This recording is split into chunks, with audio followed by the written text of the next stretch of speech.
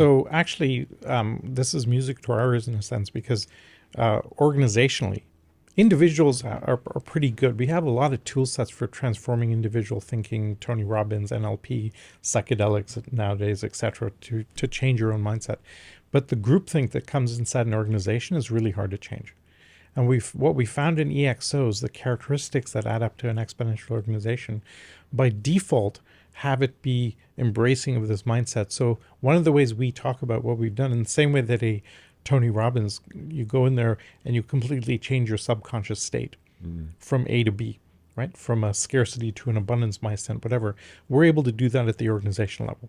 We can take an organization that is old thinking, stuck in particular markets, et cetera, and you open it up using a combination of these characteristics, the mindset, the MTP, et cetera. So I we've learned understand how how to do. you introduce the ideas, but how do you get them to actually Let me use give you them? the hack.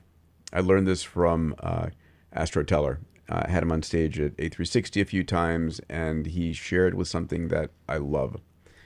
You're in the midst of developing a product. Everybody's absolutely sure of what's going on and how you're going to launch it, how it's going to work.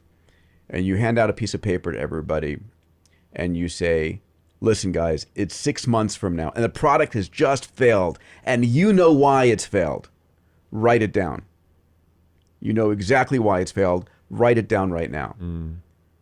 And you are incentivizing someone to actually flip their situation and look at the flaws and elevate those. And then you go around the room and review why people say it's going to fail. And if you got 2 or 3 people saying the same thing, you know, it's maybe you got to look at Test that one first. Yeah.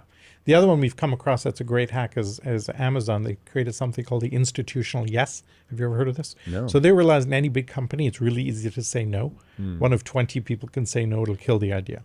Whereas if you're in a startup and you go to one investor and they say yes, you're off to the races. So how do you deal with that impedance mismatch? So they came up with a policy so that if you're inside Amazon, you come to me with an idea and I'm your boss, I'm not allowed to say no. My default answer must be yes.